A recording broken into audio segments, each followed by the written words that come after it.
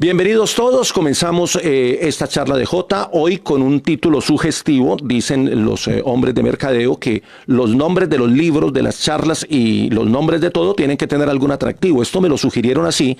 Realmente es una charla sobre trabajo en equipo, pero tiene una perspectiva un poquito distinta a cómo se trabaja tradicionalmente el concepto de trabajo en equipo.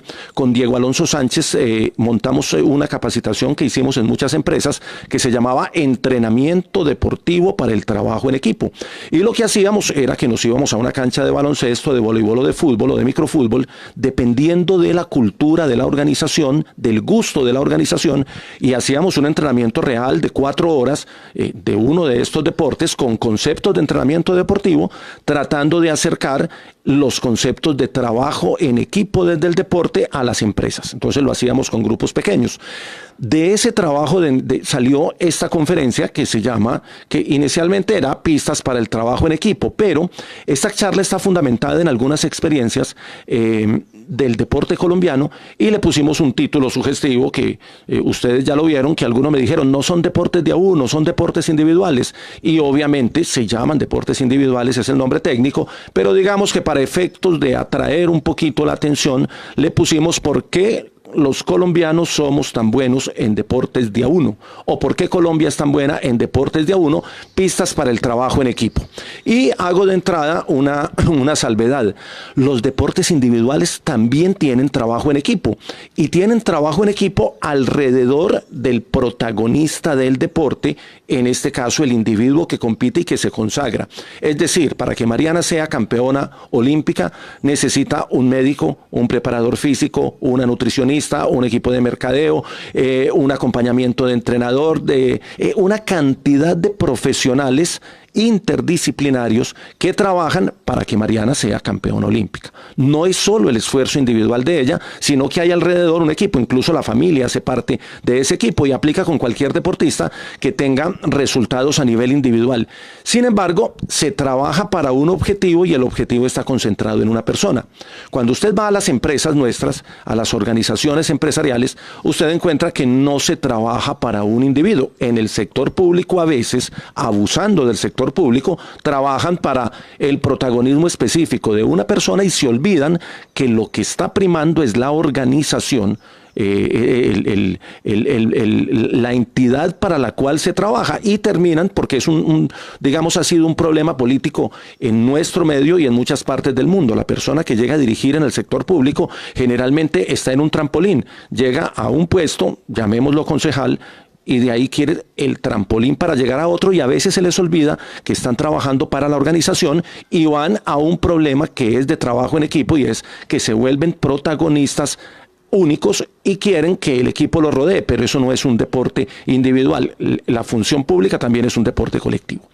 Muy bien, todos somos conscientes de que Colombia gana en bicicross, en ciclismo, en levantamiento de pesas, en patinaje, en una cantidad de deportes que son deportes individuales, y que cuando vamos a los deportes colectivos, el protagonismo de Colombia no es tanto. Y estoy hablando de deportes individuales y de títulos del mundo, para que no me saquen pues la Copa América, el título en Juegos Centroamericanos y demás. Mirándolo en términos top, en términos de campeones del mundo o campeones olímpicos, que para mi mirada son los dos títulos, es más, títulos olímpicos y títulos del mundo, lo diría yo en orden, son los dos títulos que marcan la gran competencia y la gran élite. En la élite del deporte, Colombia es bueno en deportes de a uno, o en deportes individuales, para ser técnicamente correctos. Nos va muy bien, pero cuando vamos a los colectivos, no ganamos títulos individuales.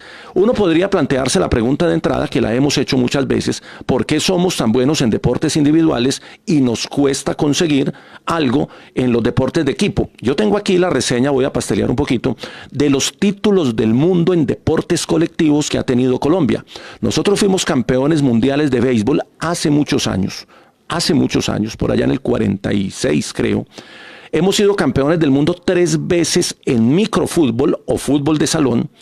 hemos sido campeones mundiales de hockey de patín una vez, pero ese hockey de patín fue en la categoría B, cuando se hacían los mundiales A y los mundiales B, y el mundial B daba el cupo para pasar al mundial A. Era como el tema del ascenso, como ser campeón del fútbol del ascenso. Pero fuimos campeones una vez en hockey sobre patín, esto fue en los años 80. En microfútbol fuimos campeones en el 90, luego en el que hicimos aquí en Colombia 2001, y luego en otro que fue 2015, si no estoy mal, que fue el último título mundial colectivo que tuvo Colombia. Fuimos campeones mundiales de Ultimate en la categoría menores femenina, categoría sub-17 creo, me corregirán quienes están más cercanos a esta disciplina, y hemos sido campeones en una disciplina emergente que son las actividades subacuáticas. Entonces ustedes miran eso frente a los títulos mundiales de patinaje, de bicicross, de ciclismo, etcétera, etcétera, de pesas, de deportes individuales. Uno dice, bueno, aquí hay algo de fondo que puede tener varias explicaciones. He buscado la respuesta y algunos me dicen, no, es que preparar un colectivo es mucho más costoso que preparar un individuo, y en eso tiene razón. Preparar un equipo de béisbol que tiene 18 integrantes, pues es mucho más costoso que preparar a un ciclista o que preparar a un bicicrossista que corre con la bandera de Colombia, pero puede correr solo en una competencia, mientras que los beisbolistas tienen que viajar 18. Entonces, sí, aceptemos que para los deportes colectivos se necesita más inversión. Pista para el trabajo en equipo. Para trabajar en equipo bien en una organización empresarial se necesita inversión. Hay que invertir en el recurso humano, porque hay que traer buenos jugadores. Hay que invertir en la preparación del recurso humano, y si son muchos, pues eso tiene un costo mayor.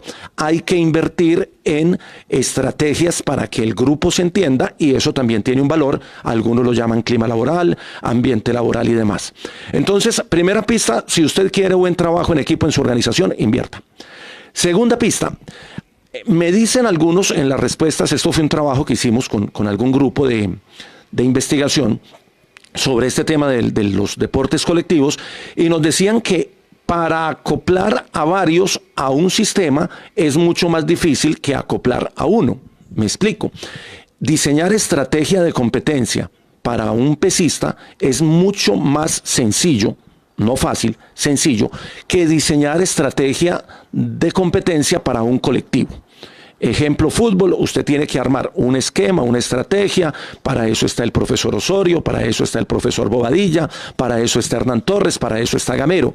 Ellos diseñan una estrategia, pero no basta con tener la estrategia, sino acoplo a todos los integrantes del colectivo a ese sistema. Y hay personas, hay individuos en las organizaciones a las que les cuesta más acoplarse a un sistema, acoplarse a una estrategia, entrar en la estrategia de juego.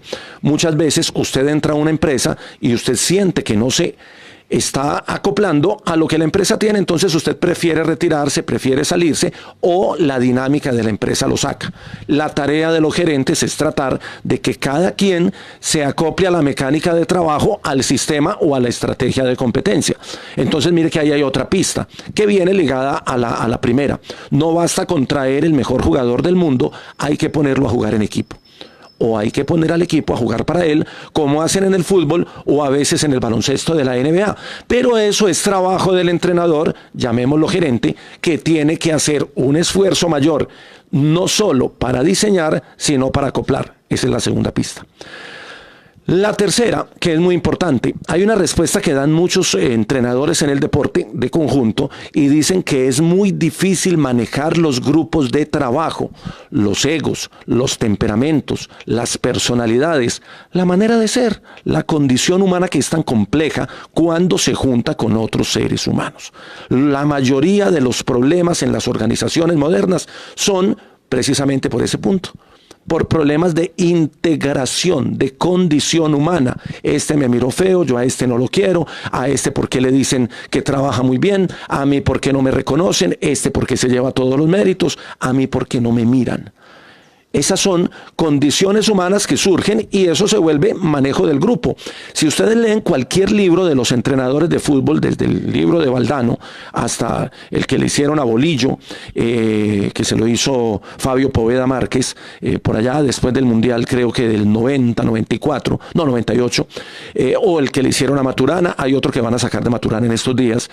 Todos los técnicos de todos los deportes de conjunto coinciden en que lo más difícil no es dirigir, sino lograr el manejo del grupo.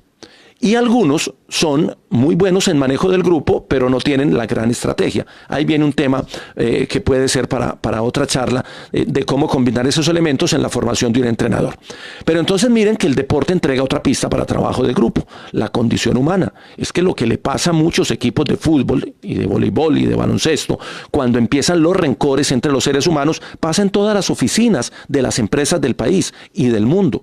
La condición humana hace que la productividad sea menor porque hay problemas de grupo, problemas de personalidad.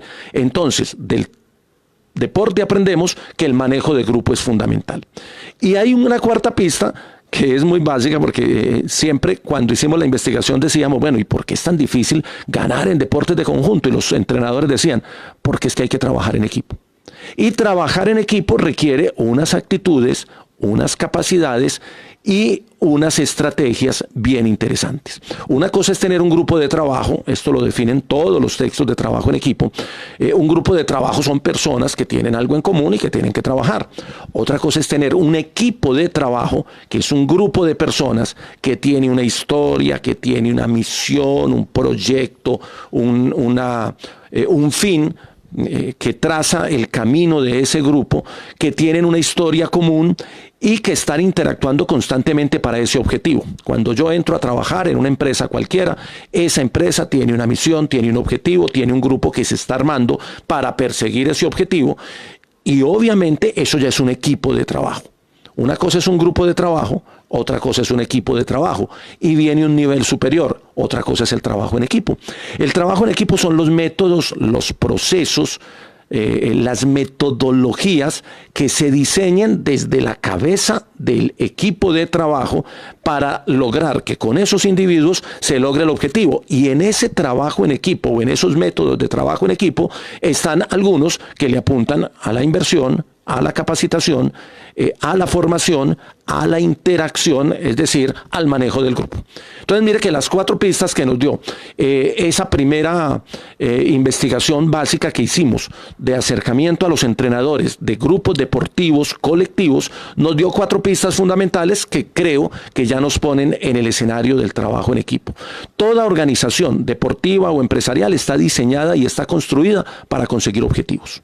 Hay empresarios que dicen, yo tengo este supermercado para conseguir dinero. Aquí venimos, el objetivo es ganar plata y es muy respetable, es capitalismo salvaje, como dirían algunos, pero hay otros que dicen, no, yo tengo una responsabilidad con la sociedad y esta empresa está hecha para generar empleo, para generar utilidades y para aportarle a la sociedad. Entonces, el objetivo es mayor, digamos, abarca más, es mucho más alto y mucho más admirable, pero quien llega a trabajar en esta segunda empresa, comparado con quien llega a trabajar en la primera, tiene unas obligaciones y unas responsabilidades superiores porque los objetivos son mayores. Mientras más alto sea el objetivo, más alta es la exigencia para el equipo de trabajo, y eso ya es una condición natural del trabajo en equipo.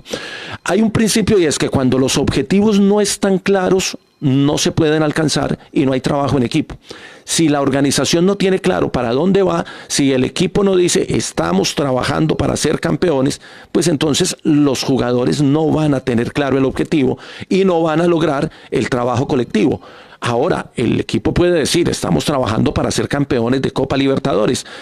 Y a veces nos venden a los periodistas esa idea desde algunos colectivos deportivos, pero uno ve que con las herramientas que tiene, es decir, con el grupo humano que tiene, no le alcanza. Sin embargo, hay equipos que sin tener los individuos necesarios, el Once Caldas de Manizales, Osvaldo está en Manizales y no me deja de mentir, no tenía la gran nómina para ser campeón de la Libertadores en esa ocasión, pero tenía un trabajo de equipo y un acople del colectivo que le permitió salir adelante. Finalmente, finalmente hay una frase que es contundente, que dice que toda organización está perfectamente diseñada y organizada para lograr los resultados que obtiene.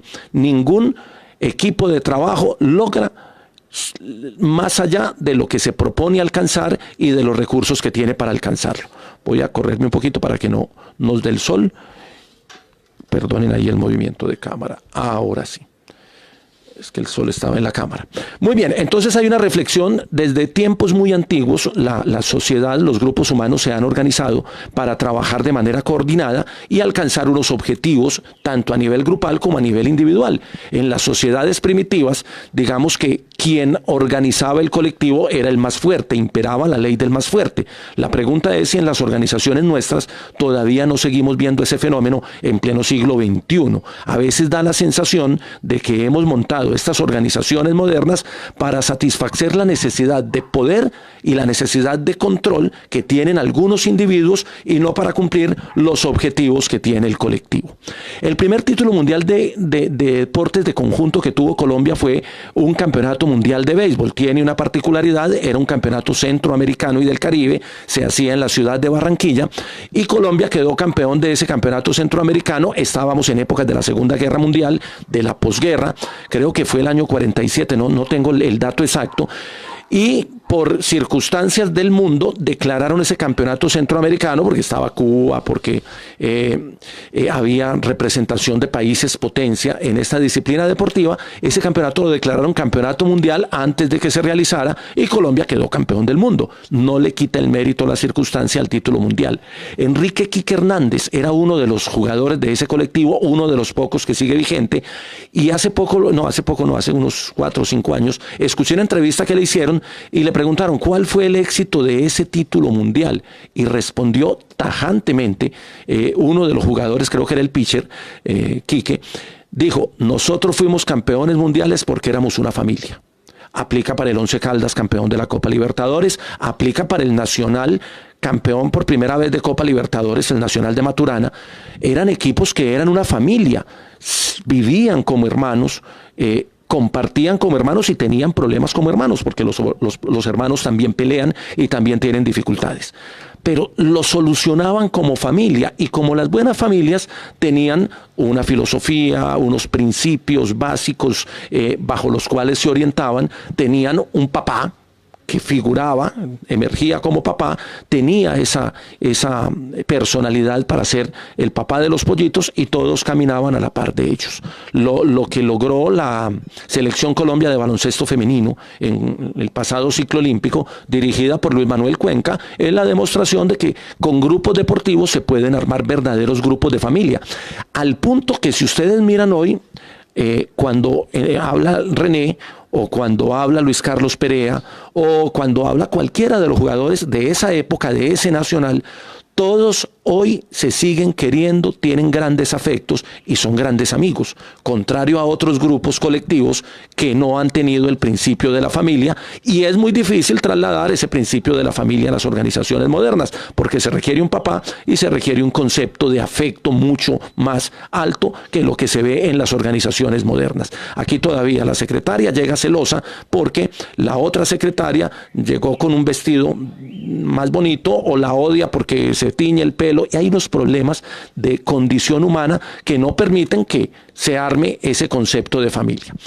Hay un colectivo que ha sido campeón mundial 3 veces, dije, el de fútbol de salón o microfútbol, que fue campeón en Bolivia, creo que en el año 90. Ahí estaba Fernando Bustamante en ese equipo, que fue campeón mundial, con Viviano Mena, me acuerdo, eran las dos de los estelares de ese equipo. Luego fue campeón en el 2011 con otro equipo, otra familia, que recogió la herencia del colectivo anterior, porque ya eran 2 generaciones, habían pasado, y queda campeón en el 2011, y luego en el torneo que se hizo en Colombia, ese lo transmitimos nosotros en Teleantioquia, y luego fue campeón en Bielorrusia en el 2015.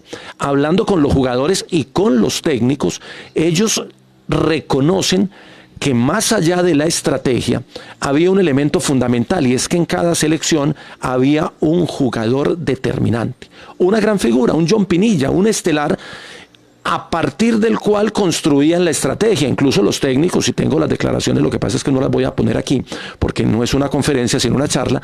Como les decía al principio, los técnicos dicen, es que si yo no hubiera tenido a tal o cual jugador, no hubiese podido ser campeón porque hubiese tenido que armar otra estrategia de juego. Y la estrategia funcionó porque giró alrededor de él.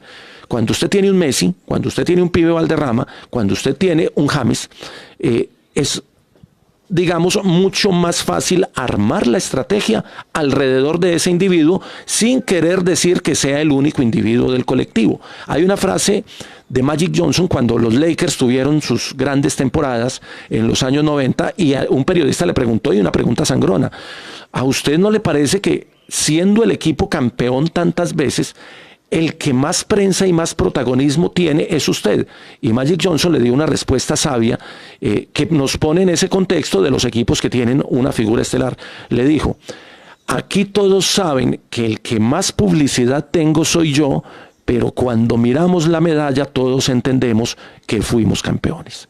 Esa es una frase muy interesante de Magic Johnson porque nos enseña que en el trabajo en equipo, cuando se tienen estelares, cuando se tienen figuras, se puede trabajar para el lucimiento individual, pero entendiendo que el título es de todos y que el título no se reclama en individual. De hecho, a la tarima de premiación se suben todos. Hay ocasiones en las que el trabajo en equipo tiene que respetar esas charreteras, esa jerarquía, esa condición superior, ese talento mayor. Hay un ejemplo de trabajo en equipo que yo lo utilizo mucho, que es el del cuerpo humano. El cuerpo humano tiene, esto para los profesores de ciencias, tiene algunas funciones como la digestión y algunos sistemas, como el nervioso, el inmunológico, que cada uno tiene su manera de trabajar, pero que todos hacen parte del colectivo. Es decir, usted tiene un sistema sanguíneo y un sistema circulatorio, un sistema respiratorio. Si usted deja de respirar, no le sirve de nada el sistema sanguíneo. Si la sangre deja de circular, no le sirve de nada el sistema digestivo. Si el estómago deja de funcionar, no le sirve de nada a usted el cerebro. El cuerpo humano es el ejemplo perfecto de trabajo en equipo.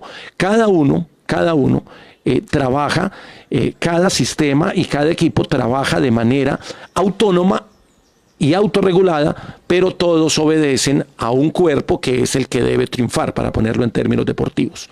En las empresas vemos que los de sistemas a veces tienen dificultades con los de producción con los de ventas con financiera, los de financiera con nómina, y se crean unos guetos y unos grupos particulares donde cada uno se quiere destacar, pero se les olvida que si todos no se destacan y si todos no hacen su función bien, la organización es la que colapsa. Esos temas de rivalidad entre equipos de trabajo internos en las organizaciones son un tema de trabajo en equipo profundo. Voy a avanzar con temas rápidamente que vienen del deporte y que nos permiten entender cosas de trabajo en equipo para no alargarnos mucho. El trabajo en equipo obviamente tiene unas principios fundamentales que son el de coordinación, cooperación, confianza, compromiso y complementariedad. Creo que son los 5 principios, las 5 C del trabajo en equipo, como a veces los conferencistas le buscamos nombres para tratar de hacerlos más atractivos y más didácticos. Confianza. La confianza se construye, la confianza no se compra, la confianza no está, hay que construirla. Coordinación. La coordinación depende de quién tiene el pito, de quién tiene el mando. Si no hay un coordinador, si no hay una voz de mando que coordine las acciones, cada quien funciona como quiere, como le da la gana, y no hay trabajo en equipo que funcione. Ya hablé de la confianza, la coordinación, está el compromiso. El compromiso se logra de parte y parte, cuando la organización le da garantías a los individuos y cuando los individuos se entregan a la organización. En el fútbol profesional a veces nos damos cuenta que hay temporadas donde un equipo tiene una temporada terrible y al final salen 15 jugadores y uno se pone a ver y resulta que eran los 15 jugadores que más ganaban y los que menos hacían. Cuando la cabeza de la institución no se da cuenta que los individuos no están comprometidos, hay un problema grave desde arriba. Cuando usted saca 15 es porque arriba no se dio cuenta de lo que podía pasar. Está la complementariedad, que implica que cada individuo haga lo que le toca hacer, pero complemente el trabajo del otro. El arquero está para atajar, el delantero está para hacer goles, el volante de marca está para recuperar. Cada uno tiene una función, pero no basta con que cada uno cumpla la función. Es decir, si el defensa central que tiene que marcar hace goles, pues le está aportando desde su funcionalidad a la complementariedad del equipo.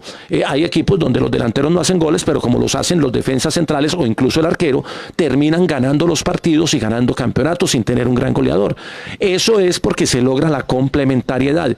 En las empresas es más difícil lograr esto porque el que está trabajando en un proyecto dice, yo ya hice la parte mía, usted no ha hecho la suya. En la academia es brillante cuando los estudiantes tienen un trabajo en equipo y empiezan a poner quejas, porque uno ve que no se está aplicando la complementariedad. Entonces aparece uno de los del equipo de trabajo y dice, profe, yo me voy a salir de ese equipo porque a fulanito le tocaba hacer las diapositivas y no las ha hecho, y yo no voy a hacer el trabajo de todos. No se trata de hacer el trabajo de todos, se trata de que todos hagan el trabajo y finalmente el trabajo de todos sea complementario. Hay algunas leyes del trabajo en equipo que son fáciles de entender, que yo las he puesto con alguna enumeración y las he trabajado así. Los que están en clase conmigo en Gerencia Integral las saben, pero voy a mencionar algunas de ellas y luego abrimos la conversación.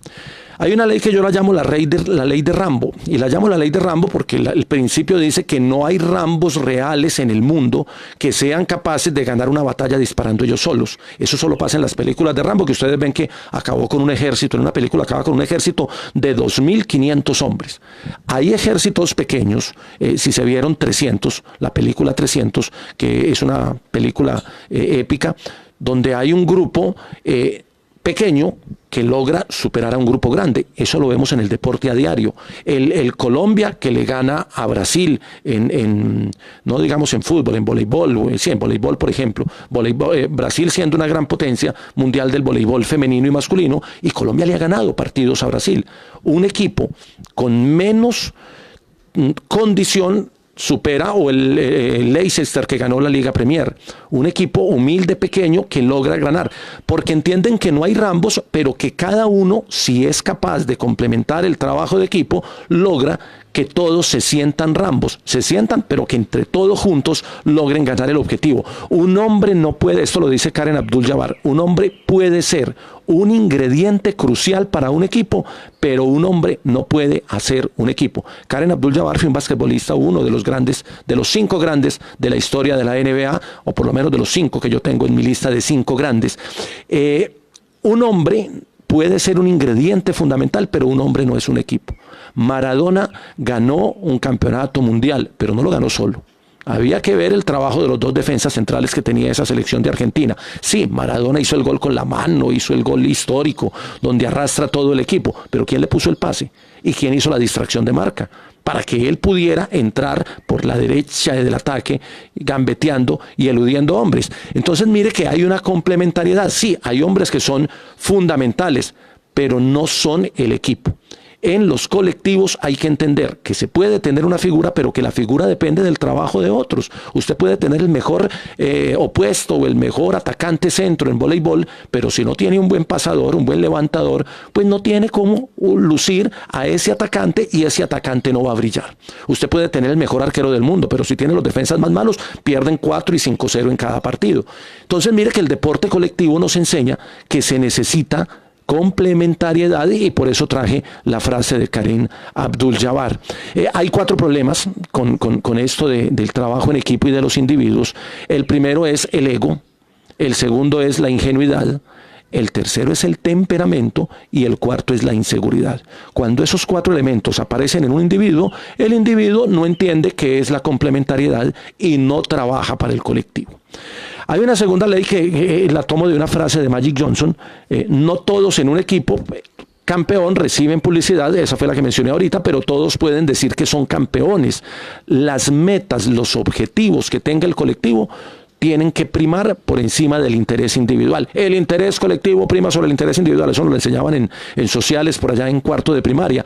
Pero es cierto y aplica para el trabajo en equipo. Colombia fue campeón de una Copa América de fútbol porque primó el trabajo colectivo. Lo dirigía Pacho Maturana, y qué casual, el mismo Maturana que había sido campeón de Copa Libertadores y que entendió que el concepto de familia y el concepto de cooperación y complementariedad eran los que tenían que primar por encima de las figuras. Y no quiero devolverme a esa Copa América porque hay muchas historias de jugadores que estaban y que no terminaron siendo titulares por su temperamento, por su ego, o que no fueron llamados a la selección incluso por que dañaban el ambiente del grupo. Acuérdense del Palomo Usuriaga para el Mundial de Italia 90, que fue el que hizo el gol de la clasificación y luego no jugó el Mundial porque dañaba el entorno del grupo. Cuando el individuo no es sano para el grupo, es mejor salir del individuo, por importante que sea. Las personas de un equipo se sacrifican y trabajan juntos cuando saben que el grupo los respalda. Si yo soy un gran goleador, yo empiezo a recuperar balones también si sé que el volante me la va a dar, pero cuando veo que el volante nunca me la da, como pasa en los equipos de fútbol de los periodistas, que nadie se la da a nadie, todo el mundo quiere ser figura, entonces no se logra un colectivo importante. Hay otro principio que yo lo llamo, ya voy terminando, me quedan 5 minutos, la ley de Ricardo Jorge. No ponga nunca a la persona equivocada en el lugar equivocado. En las empresas a veces ubicamos, voy a decirlo porque las empresas nuestras son particulares, el primo del gerente termina siendo el subgerente y no está preparado para ser subgerente. El amigo del administrador termina siendo el de la caja y resulta que no sabe sumar y restar bien, pero no lo podemos poner en bodega porque es el amigo personal del administrador. Entonces, a veces por un asunto de afectos, terminamos poniendo a la persona equivocada en el lugar equivocado. Eso no puede pasar. A veces en las entidades educativas, voy a poner un ejemplo a título personal, ponemos a una persona a que sea jefe de programa, decano, le ponemos un cargo administrativo a quien es muy bueno dando clase, pero no es bueno administrando. No, si es bueno dando clase, déjelo de profesor. ¿Para qué le pone una función administrativa que él no la siente, no la vive y no la sabe hacer? Ese es uno de los errores grandes del trabajo en equipo. El profesor Osorio tiene razón, Juan Carlos Osorio, cuando trata de que los jugadores sean polifuncionales, cumplan diferentes funciones. Y yo me acuerdo a Farid Díaz jugando de medio centro, de volante de marca, el propio Osorio le dice medio centro. Y uno decía, ¿pero por qué está jugando ahí? Si él es lateral, pero uno lo veía jugando y ahí jugaba bien. Entonces a veces, o lo que pasa con Andrés Ricaurte en el Medellín, que él siente que es volante de avanzada y muchos, no, que a él le gusta jugar atrás, salir desde atrás con la pelota, pero hay técnicos que lo ponen a jugar de volante de adelante. Y muchas veces la pregunta del periodista en cada rueda de prensa, Andrés, ¿usted se siente mejor arrancando de atrás o arrancando de adelante? Donde lo ponga el técnico y juegue bien, esa es su posición, independiente de cuál sea su interés. Pero si lo pone en una posición donde no juega bien, profe, póngalo donde juega bien. A los jugadores hay que ponerlos a jugar donde juega bien. En las empresas cada rato vemos personas equivocadas en el lugar equivocado. Un principio más, no se sube al Everest compitiendo, sino colaborando. Eso es la declaración de uno de los grandes escaladores del mundo, de escalada alpina, en uno de los libros, donde dice, no se sube al Everest compitiendo, sino colaborando. El trabajo en equipo es un asunto de colaboración.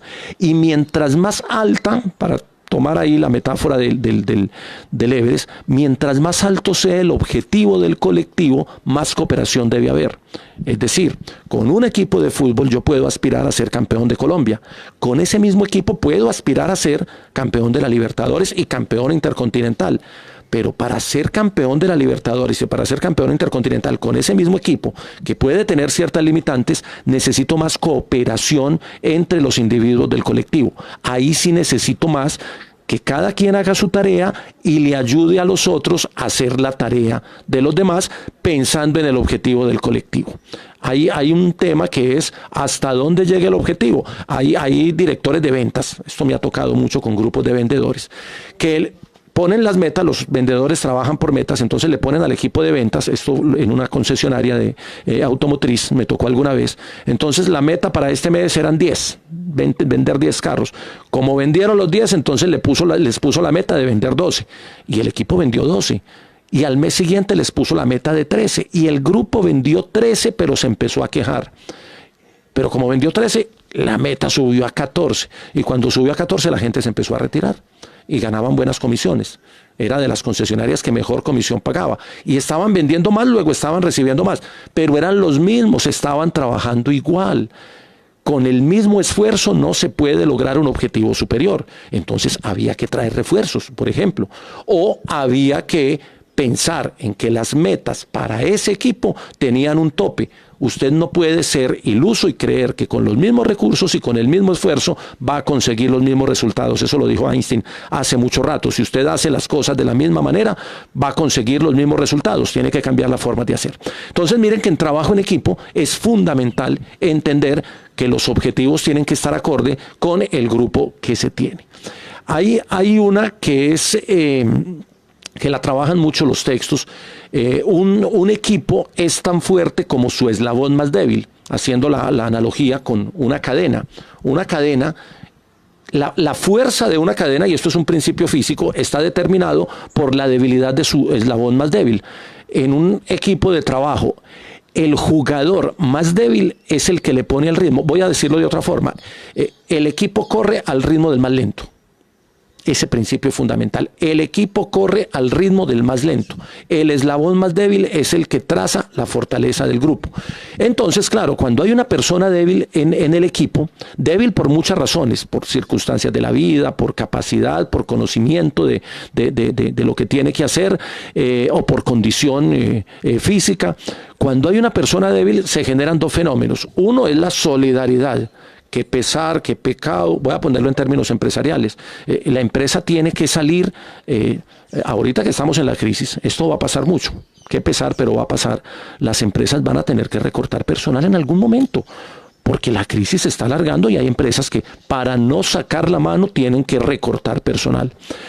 Generalmente las empresas, ¿a quién deberían sacar?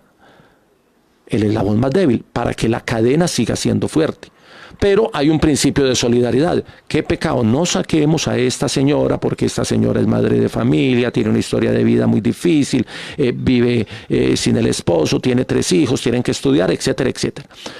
Para no tocar ese eslabón, sacrificamos un eslabón fuerte, y al sacarle un eslabón fuerte, la cadena queda más débil porque el eslabón débil sigue estando ahí. Yo no estoy sugiriendo que haya que sacarlo, pero hay un principio de cooperación. Entonces, si hay un eslabón débil y lo queremos proteger, los demás eslabones tienen que trabajar más, pero hay que decírselos a todos los empleados, hay que decirles, muchachos, fulanito o tal equipo está teniendo dificultades o tal sector de la compañía, vamos a sacrificarnos, vamos a ayudarle un poco para que el objetivo se pueda cumplir. Pero si eso no se hace, el equipo termina siendo débil al estilo de su mejor, de su elemento más débil. El eslabón débil siempre hay que tenerlo estudiado en los equipos de trabajo. Voy a decirlo en términos de voleibol. Cuando uno juega voleibol, uno sabe cuál es el hueco. El hueco es el compañero de los 6 que juegan que tiene más dificultad para recibir la pelota. Entonces uno dice, entonces cuando uno está contra un equipo que tiene un hueco, uno dice en voleibol, hey, por el 4 que ese es el hueco. Pero cuando usted está en el equipo que tiene el hueco, usted le dice a los compañeros, hey, ayúdenle a fulanito, cúbranle la espalda, juéguele cerquito. Entonces, claro, el que está jugando en el centro tiene que cubrir ese lado y cubrir el de él para ayudarle a ese compañero. Hay 2 opciones, o lo sacamos o le colaboramos. Eso en términos de trabajo en equipo. Hay muchas historias, yo tenía un viaje de historias, pero por tiempo no las voy a contar porque ya voy cerrando, pero voy a pasar rápidamente. Cuando Medellín, el Independiente Medellín trajo al pibe Valderrama en el año 93, tenía un equipazo y trajo al pibe. Y ese equipo quedó de 13, cuando eso se jugaba el torneo de todos contra todos y eran 16, quedó de 13. Y el último día que fue un partido contra el Cúcuta hubo un despelote en el camerino porque fue el día que el pibe se enojó. Se enojó, sacó su furia y dijo, a mí me tocó, porque con eso podíamos entrar al camerino, inmediatamente terminaba el partido, y a mí me tocó llegar a entrevistar y busqué al pibe y le hice una pregunta y la respuesta duró 32 minutos porque el pibe se desahogó, y dentro de las cosas que dijo fue, aquí nadie corre porque dicen que como yo gano tanto, el que tengo que correr soy yo. Y yo vine aquí para pensar, pero ellos no quieren que yo piense. Ahí hay una historia larga que algún día la podemos contar como anécdota, pero el pibe se enojó porque eso pasa mucho en los equipos de fútbol, que corra el que gana más. No, tenemos que correr todos. Si él gana más, yo tengo que correr más para que él siga ganando más y para que a mí algún día me suban. Ese principio a veces no se entiende. Hay una anécdota también de en el preolímpico que se hizo en Bogotá de voleibol, hay una imagen del partido, yo la tengo, pero la tengo para la conferencia, hay una imagen del partido donde hay un balón que viene y las jugadoras no alcanzaban a llegar porque el balón viene muy largo y viene sobre el banco de Colombia. Estaba el Banco de Colombia, el último que estaba en la fila era el médico y había una silla donde se sentaba el suplente que iba a recibir instrucciones o algo, y el balón venía para esa silla y una de las jugadoras, creo que fue Amanda Conejo, alcanza a salir y se tira un planchazo para darle al balón con la palma porque era la extensión máxima que podía, pero el balón iba justo para la silla y el médico en una reacción se para y quita la silla y Amanda logra levantar la pelota, salvar ese punto y dejar la bola en juego. Esa imagen es muy linda para entender que usted puede ser el médico, pero cuando le toca jugar, juega. Y en ese caso él jugó, aportó para que el equipo salvara un balón difícil. Él podría haber dicho, no, yo soy el médico. Pero es tanta su compenetración con el grupo que termina quitando la silla y permitiendo la acción. Esas son algunas experiencias del deporte. Hay otras del deporte individual, dicho por Egan Bernal. Cuando Egan queda campeón del Tour, la primera declaración es agradecerle al equipo. Agradecerle a G. ¿Se acuerda que le decía G a Geraint Thomas, o le dice G a Geraint Thomas, y le dicen Chris a Christopher Froome? Familia. Tienen apelativos, nombres pequeños, se les ve la integración, la familiaridad. Y lo primero que hace es abrazarse con sus compañeros de equipo, no solo con G, sino con todos los que le aportaron para que él fuera campeón del Tour. Y eso se lo agradece el equipo, ese reconocimiento. Y lo que hace Christopher Froome, que también es un anecdotario, Froome le regala relojes y detalles a sus compañeros de equipo en cada carrera que gana, porque también hay gratitud de la gran figura frente a sus compañeros del colectivo. Recuerdo cuando a Medellín lo patrocinaba el AKT Motos, que les daba una moto por cada partido ganado. Me acuerdo que estaba Totono, si no estoy mal, era uno de los jugadores de ese equipo, y Totono alguna vez el patrocinador les daba una moto para que se lo entregaran a la figura de la cancha, y cuando les entregaron la primera, Totono en una reunión del grupo interna les dijo, no, esto no es para el que mejor juegue, esta moto la rifamos entre todos y lo hacemos por rifa, porque aquí todos estamos aportando al equipo. Entonces son actos pequeños dentro de los colectivos que demuestran que el trabajo en equipo es determinante y que a veces no ganamos títulos colectivos porque no entendemos el trabajo en equipo, sino como hacer bien el trabajo de cada uno. El documental de Movistar muestra por qué Nairo no fue campeón del Tour. Ahí está clarito. No muestra el Tour, muestra otros momentos, pero uno entiende que en ese grupo no había un concepto de trabajo en equipo más allá de yo hago mi parte y usted haga la suya. Ese no es el principio del trabajo en equipo que necesitamos en las organizaciones nuestras. Los leo con preguntas, con inquietudes, y hablamos de lo que viene para el próximo martes. Hoy estuve más reflexivo. Más que líderes, jefes que no son capaces de reconocer la idea del compañero. Es muy duro. Es muy duro encontrar verdaderos líderes que sean capaces de llevar a los colectivos a cumplir su objetivo, entendiendo que el aporte de cada quien es fundamental. Que si la señora de servicios generales no hace su trabajo bien, y si yo no le ayudo a que lo haga bien, difícilmente mi trabajo puede quedar bien hecho. Hay una historia empresarial, lo que pasa es que no puedo revelar la empresa, una empresa grande en Medellín que casi colapsa porque la secretaria de gerencia se enojó. Y la secretaria de gerencia se enojó 15 días porque tenía un problema personal. Y todo pasaba, toda la información de esa compañía grande pasaba por la secretaria de gerencia, porque a veces las secretarias de gerencia manejan más las empresas que los mismos gerentes. Y resulta que esta señora llegó enojada algún día y llegó enojada 15 días seguidos. Y el problema de fondo era que ella tenía un problema personal, una enfermedad en su familia, pero en la compañía no sabían porque nunca se preocupaban por las personas, ni ella lo quiso compartir porque no sentía el afecto ni el compromiso de sus compañeros con ella para entender ese problema. Profe Castel, el profe Castel sabe de trabajo de grupo. Davis Zapata, un abrazo, estamos adelantando el texto, ayer mandé texto Davis, con Davis estoy escribiendo un libro, no le vamos a decir de qué, lo vamos a dejar a la expectativa, saldrá próximamente. Hay un diálogo ahí entre Mauricio, Osvaldo, Alejandro, hablando de los temas empresariales. Tengo una microempresa y primera vez que los veo y me gusta su conferencia. Hombre, JC, Dios le pague, JCCM. ¿Esto cada cuánto lo hace? Felicitaciones. JC, mira, en en el feed del fanpage están todas las conferencias. Hicimos 6 sobre periodismo deportivo, llevamos 4 ya de habilidades gerenciales. El martes las hacemos, cuando empezamos la temporada, vamos día por medio. Es decir, venimos día por medio, pasado mañana nos vuelve a tocar a las 9 de la mañana, nos tocan el encuentro y vamos a hablar de pensamiento estratégico. Con esa cerramos la segunda temporada, ahí hacemos una pausita, diseñamos una tercera temporada y nos vamos de tercera temporada. ¿Hasta cuándo? Hasta cuando la cuarentena nos permita estar aquí. Hay algunos amigos que tienen proyectos importantes. Liga Deportiva TV prepara una serie de contenidos de todos los deportes electrónicos. Síganos en Facebook como Liga Deportiva TV, ellos también enlazan esta charla. La gestión deportiva, el marketing y la comunicación deportiva con los líderes del deporte. Síganos en Facebook con Líderes del Deporte, como Líderes del Deporte. Ahí hay algunos temas de mercadeo deportivo interesantes y de gerencia. Longas Producciones es producción para el arte y la cultura.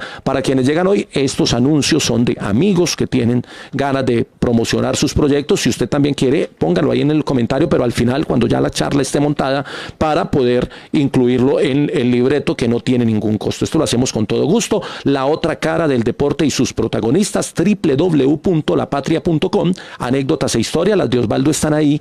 La de hoy todas me gustan, pero hay unas que dan para libro, Osvaldo, y sé que muchas personas te lo hemos dicho, pero hay que apostarle. Ahí viene un proyecto bueno. Escuela de Formación de la Liga de Ajedrez de Antioquia. Ven y fortalece tu concentración y tu memoria. Cursos virtuales para todas las edades, para todas. Carlos Giraldo también, para la edad suya también hay cursos virtuales. 304-479-9620. Y servicios periciales, forenses y criminalísticos SAS. Investigación y peritos forenses, investigadores y peritos forenses, www.serviciospericiales.com. Si alguien quiere anunciar al final de la charla, cuando quede ya sumada, la ponen en los comentarios. Pregunta Osvaldo, ¿qué es más grave? ¿Un líder que no sepa liderar o un individuo que no tenga las capacidades para ejecutar la acción? Ambas son muy graves, Osvaldo. Cuando alguien, por eso en las empresas, más que sancionar, se debe capacitar. Muchas personas cometen errores es porque no saben, otras porque no quieren. A los que no saben hay que capacitarlos, a los que no entienden hay que explicarles, y a los que no quieren, definitivamente ese equipo no era para ellos. Mario Ruiz nos dice: Dios te pague por el buen tema de hoy, como siempre, que nunca se acabe. Estamos en eso, Carlos Mario. Obviamente hacemos la del martes y hacemos una pausita porque hay que programar.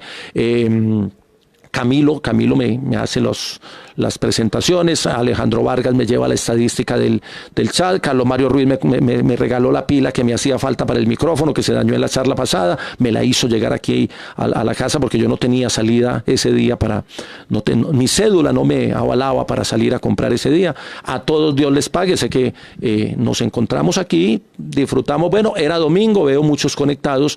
Bueno, ¿qué sigue en agenda? Pasado mañana, martes 9 de la mañana, pensamiento estratégico, para terminar ahí con estas charlas que son sintetizadas, que hacen parte de conferencias más amplias, pero que las hacemos aquí para compartir. Pedro Jaime Barrera, el concepto del que manda, aunque mande mal. ¿Qué hacer en un equipo? Voy a ir a la charla. Pedro, el que manda, aunque mande mal. La autoridad es una cosa, pero el liderazgo es otra. Una cosa es mandar y otra cosa es poner un equipo a funcionar. Son dos cosas muy distintas. Líderes alegres y positivos, ¿dónde los ubicamos? Santi, gracias Santi por estar conectado. Gran admiración por Santi también, por su trabajo y por lo que hizo en el sector público. Santi, hay en los conceptos de liderazgo, ese sería otro tema, hablar de liderazgo. Hay líderes negativos, hay líderes positivos, hay líderes alegres, hay líderes muy humanos, hay líderes social bacanos, hay líderes anárquicos, dictatoriales. De eso podemos hacer otra charla y ya quedo con la tarea de anotarla, porque lo del liderazgo es bien interesante, porque la gente siempre que habla de liderazgo se imagina un líder, un señor muy querido, que todo el mundo le camina, que jalona, que el concepto de liderazgo no es solo para ese es un liderazgo ideal. Podemos hacer otra charla, Santi, para no extendernos en la de hoy, que creo que ya vamos cerrando. Osvaldo, Carlos Mario Arboleda, de los líderes del deporte, está en La Estrella. La Estrella TV también se vincula a difundir, comparte. Recuerden compartir la charla, ahí en el Facebook abajo dice compartir, dele la pestañita compartir, usted puede compartir con todos sus amigos o con algunos en especial, si usted cree que les sirve la charla. Se pueden devolver, mirar las otras charlas, también se vale compartirlas, se vale hacer comentarios en público o en privado, por el público, frente a las charlas, si algún concepto no quedó claro, si no están de acuerdo, también se vale la discusión, bienvenida. Henry Ortiz anda por Neiva, creo que todavía está en Neiva. Hoy tuvimos a Neiva, tuvimos a gente de Honduras, vi por aquí el saludo, tuvimos a gente en Cúcuta, en norte de Santander, hay algunos en Bogotá, otros en Manizales. Aquí nos integramos, esta es una propuesta académica, sencillamente académica, queremos compartir algunas charlas, algunos conceptos para que la cuarentena sea más llevadera. Todavía nos falta mucha cuarentena por consumir, así que aquí vamos a estar. Muchas gracias a todos, me despido, veo que ya terminamos las bases, siempre les respondo los comentarios. Carlos Mauricio Díaz, un abrazo, a María Consuelo, gracias a ti también por estar. Nos vemos el próximo martes 9 de la mañana para hablar de pensamiento estratégico o para hablar del concepto de estrategia y de cómo el concepto de estrategia debe marcar el pensamiento de las personas y de las empresas. Y tomo nota de los temas para ir pensando otra temporada, pero ustedes me ayudan. Chao y muchas gracias.